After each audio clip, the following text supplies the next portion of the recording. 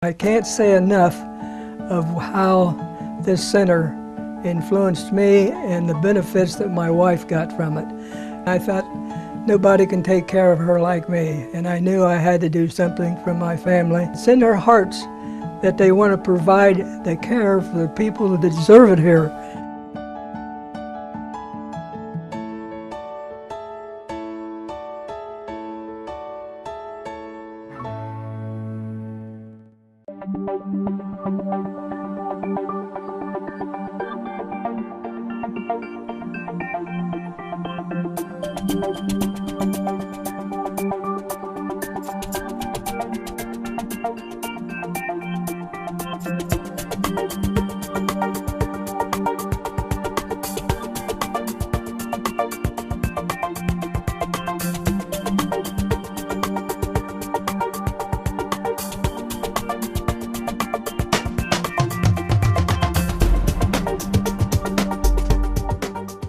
Welcome to This Week with Sheriff Dave Phelan, a weekly program here on LSN Television. We're also carried by a number of radio affiliates throughout Lancaster and Fairfield County. I do appreciate you, the viewers and listeners, that join us each and every week, and certainly the nice comments that we get about this program.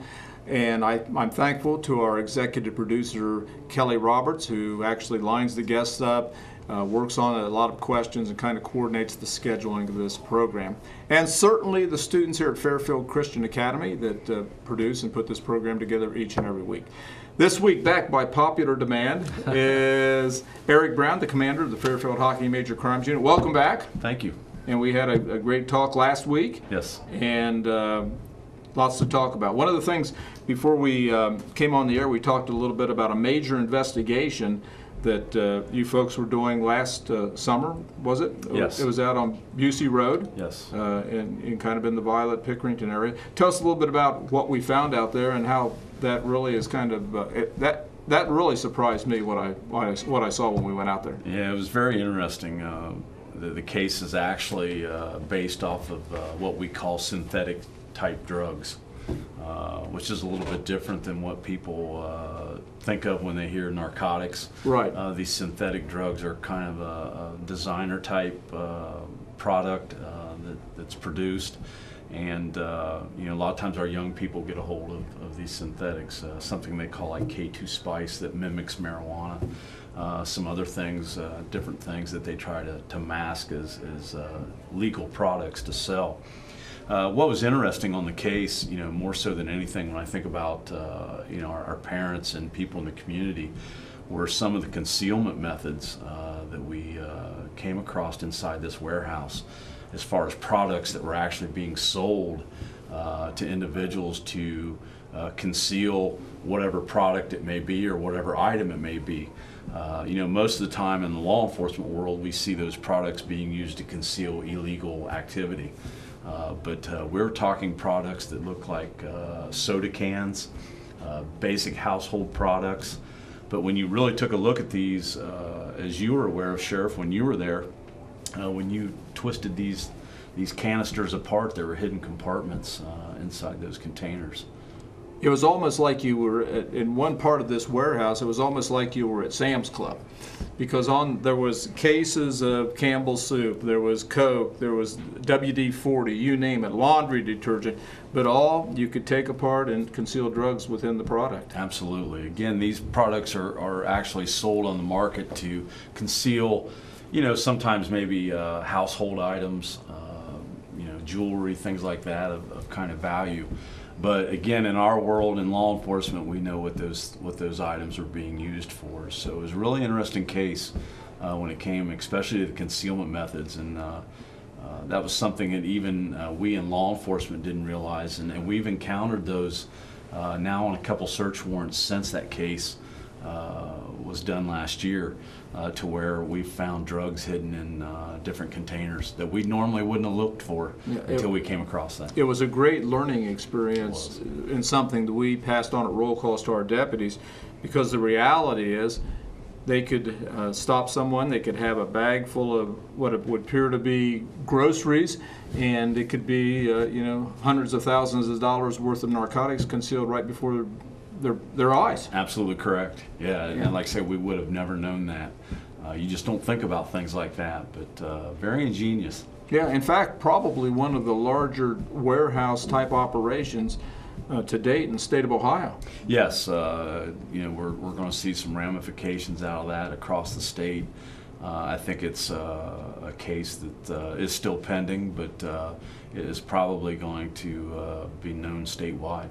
Now, one of the things, and I think probably Lancaster and Fairfield County has probably got a bum rap on this, a lot of people will say, Lancaster, Fairfield County, #1 place for drug activity in the United States and the state of Ohio. But the reality is, I don't think that's really correct. No, sure. By any stretch. No, it really isn't. I've heard those rumors myself. I've gotten phone calls from other agencies, and I think the one thing that's happened here, which is encouraging to me, is that this community has come together. All the different groups and government, healthcare, private entities, and come together to try to combat problems in our community. And I think when you see that, a lot of people will take notice of that, and it can be a double-edged sword. It can. I think we got a lot of notoriety out of some of the initiatives, though, that we've done, which have been very good initiatives, very proactive. But on the opposite side, we kind of got maybe a little bit of a bad rap. But we aren't experiencing anything here in this community that other communities in the state of Ohio and across the United States as a whole aren't experiencing also. And I think when you mention that, I think a couple things come to mind. First of all, and I think Chief Bailey mentioned this and said it so elegantly, the reality is that we make narcotics enforcement our top priority in this county. We understand it's a problem, so we make it almost #1. Probably is #1 by the time the resources we throw in, the fact that Yes. the good job that you folks do, you do as the leader of that effort. So #1, we say that's a high priority. We are going to do our dead level best to keep drugs out of our community, and when people want to bring them into our community, we are going to do everything we can to put them in prison. That's #1. #2, that we have had many initiatives like you mentioned, and we have been out front with this. This is what we're doing, this is what we're going to do, this is what you look for. But the reality is Fairfield County, Lancaster, is by any stretch a safe and secure community. It is. And we're absolutely no worse than the Newarks, the Zanesvilles, all these other cities that maybe you don't hear quite as much about as far as the drugs, but we want to put these drug dealers on notice. You come into Fairfield County, we're going to do our best to put you in jail. Yeah, and Sheriff, I think you're absolutely correct. When you're proactive and you've been afforded the resources like we have, and again, a big thanks to Lancaster City Council, to the Fairfield County Commissioners, Sure. Even Hocking County Right. Commissioners involved in their initiatives. To provide those resources for our proactive enforcement is really huge. And again, when you're out there and you're being proactive like that, a lot of places don't have that ability. It's unfortunate that they don't have those kind of resources available to them. Yeah, and it was last year that the county commissioners stepped forward and said, we're going to go ahead and fund the scrap team. We're going to go ahead and set aside some county money and work toward that. Now, what are some things that a citizen, a neighbor, could do, or what are some of the things that they might observe as far as seeing some kind of thing that was suspicious, or something where they would be a red flag that they need to call us, call somebody? Well, we get a lot of calls from people in neighborhoods, and I guess that's one thing that I want to encourage people to do is to take stake in their community. We need that information. We need the individuals out there in the neighborhoods calling in that information. A lot of it is just instinct. I think a person knows in their neighborhood when something's not quite right. All of a sudden there's high traffic in and out of a home. Cars pulling up, only staying for a minute or two and then going. People coming in and out of a residence on a frequent basis. Those are the kind of things that we get most of the calls on. And that's a huge help for us and law enforcement in general, having that information come in.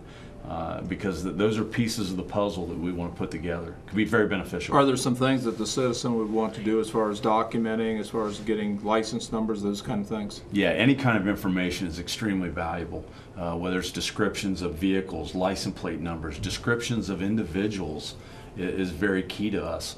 Unfortunately, in the narcotics investigation world, a lot of people come in from out of town. We have a lot of people that unfortunately come into this area to set up shop, is what we call it, and to sometimes deal out of narcotics. Detroit. Right? Absolutely, out of the state of Detroit, we've had some cases there. So that stuff is very important to us. So how do they get the information to you? We actually have a tip line number. A lot of times they'll call local law enforcement, the sheriff's office, the police department. That information will be relayed to us also. But we have a number set up. If I can give that out, that would be great. Our number is 740-653-5224, and you just follow the prompts, and you can leave that information to our unit. And again, we can call you back if you would like a call. We'd be more than happy to do that. Or if you just want to leave that information, that's perfectly fine. We still like to act on that. Yeah, it's a great system, and like you said, you get a lot of calls, and each and every call you're going to follow up on, right? You're going to do something with that call. Absolutely. Every bit of information goes into a database, and then we decipher that information from that database. So again, I would rather have someone call than not call. That's right. As you mentioned, there's no one that knows their neighborhood like the people that live there. Yeah. So you are going to notice that suspicious car. You're going to notice that car that parks down the street and the individual walks a half a block up to the house. You're going to notice those shades on over the windows inside the house. Yes. You're going to notice those kind of things. With us today is Commander Eric Brown. We are going to, before we go off the air, remind me, is we're going to make sure that we give that number one more time. Yes. So if you're listening or watching this program today, make sure that you get a pencil, because we're going to give that number again here in just a few minutes. We just have a couple minutes left, but what are some signs that a parent would look for as far as some changes, as far as behavior, appearance, with a child that may be involved in drugs? Well, really it's kind of like what we just talked about. You know your neighborhood, you know your child. Good point. And you're going to see some changes in behavior. If your child, I guess I shouldn't call it just a child, but if your young adult is starting to show signs of something out of that norm, whether it's physical appearance, whether it's associations, individuals that they may be befriending, things like that. But I think we see that a lot, where we have parents call in and are concerned about their loved one, and trying to figure out, what an issue may be, if it's anything at all. But I think those basic fundamentals of knowing physical the child, changes, who they're running around with, Exactly. Grades, temperament, all those kind of things can be a warning sign. And I encourage parents to open up those lines of communication with their children. I think that's very important. We need to talk, and we don't do a whole lot of that anymore. Absolutely. That's kind of went to the wayside, but give us the telephone number again if you have a tip, if you have information that you want the Major Crimes Unit to look at. Yes, 740-653-5224. And again, when you call that number, follow the prompts and leave a message. Leave your name and number. If you'd like a call back, we'd be happy to do that. And if not, please at least leave the information for us. Fairfield Hockey Major Crimes Unit Commander Eric Brown with us the last couple of weeks. Do appreciate you taking time out of your busy schedule. Well, the clock on the wall says we're about out of time. Do appreciate, again, the staff here at Fairfield Christian Academy, the students, and J.T. Burcham and the gang, and certainly Kelly Roberts, our executive producer. Until next week, same time, same place. God bless, and we'll see you here next week.